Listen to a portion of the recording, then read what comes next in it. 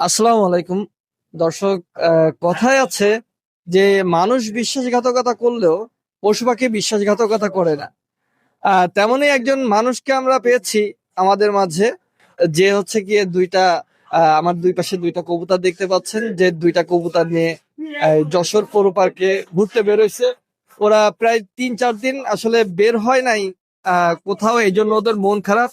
তাই যে ভাইয়াটা এই কবুতর দুইটা পোষে সবসময় তার সঙ্গেই থাকে। ভাইয়া আসসালামু আলাইকুম। ভাইয়ের নামটা? আমার নাম ফায়াজ ফারদিন। ভাইয়াস ফারদিন। কিভাবে এত আপনার পোষ মানলো? ভাই এটা 5-7 মাসের সাধনা আর কি। সাধনা মানে হ্যাঁ, ছোটবেলা থেকে লালন পালন ছোটবেলা করে? থেকে না, এটা হচ্ছে সবার ভুল ধারণা। এর বয়স 4 বছর। আমার বাড়ির সবচেয়ে বয়স্ক কবুতর হচ্ছে এটা। আচ্ছা আচ্ছা। আমার বাড়ির সবচেয়ে মুরব্বী কবুতর এটা। ওর বয়স 4 বছর। ওকে আমি আজ 7 মাস ধরে টেম করছি। আর ওটার বয়স হচ্ছে আপনার 2 বছর প্লাস, কিন্তু ওকে আমি 3 মাস টেম করছি। 3 মাস ওর টেম করার বয়স, মানে ওরে পোষার বয়স 3 মাস। এই দুইটার নাম কি? এর নাম কুটুসোনা। ওর কোনো নামই দেয়নি, কারণ ওরে আমি ভালোবাসি না। কেন? আমার ভালো লাগে না, ওরে আমি লোকের কাছ থেকে কেনা, এই জন্য। ও আচ্ছা। কিন্তু ভালো না বাসলেও তো এরা আপনার হ্যাঁ, কথা আমার কাছে শুনতেছে। থাকে। ভালোবাসি না মানে ওরকম না, একটু, কিন্তু ফুললে আমি এরে ভালোবাসি এই কবুতরটারে। আচ্ছা আচ্ছা। আমার তো ভালোবাসার নিয়ম একটু আলাদা।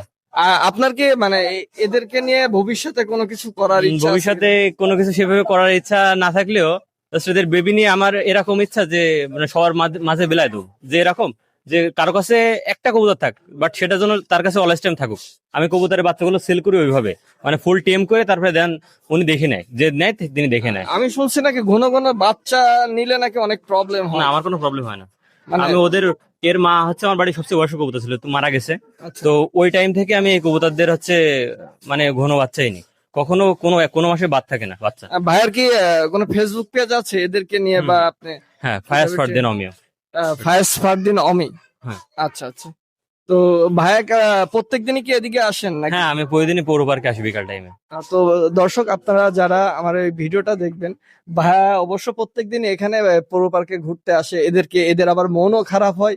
ভাইয়া আসলে যে যার সাথে সম্পর্ক সে ততটুকু বোঝে।